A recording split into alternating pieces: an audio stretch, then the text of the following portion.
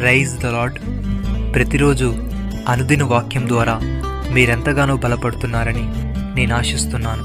అలాగే మీరు కనుక మన యూట్యూబ్ ఛానల్ని క్రొత్తగా వీక్షిస్తున్నట్లయితే మన యూట్యూబ్ ఛానల్ని సబ్స్క్రైబ్ చేయండి, ఇతరులకు షేర్ చేయండి.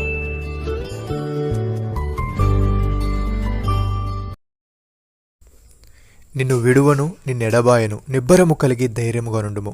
వారికిచ్చేదనని నేను వారి పితరులతో ప్రమాణం చేసిన ఈ దేశమును నిశ్చయముగా నీవు ఈ ప్రజల స్వాధీనము చేసేదవు. యెహోషువ గ్రంథము 1వ అధ్యాయము 6వ వచనము.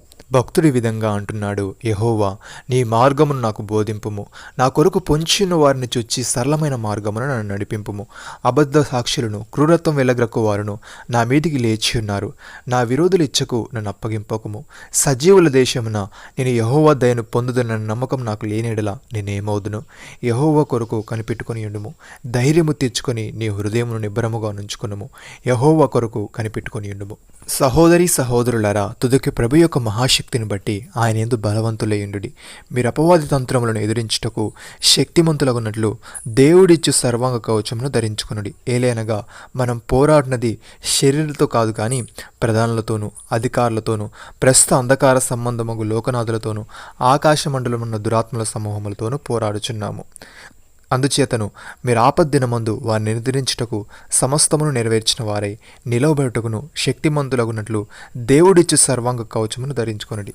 పౌలు భక్తుడు తిమోతికి రాస్తూ ఈ విధంగా అంటున్నాడు, నా కుమారుడా, క్రీస్తు యేసునందున కృపచేత బలవంతుడవు కమ్ము. నీవు అనేక సాక్షులెదుట నా వలన వినిన సంగతులను ఇతరులకు బోధించుటకు సామర్థ్యము గల నమ్మకమైన మనుషులకు అప్పగింపుము. క్రీస్తు యొక్క మంచి సైనికుని వలె నాతో కూడా శ్రమను అనుభవింపుము.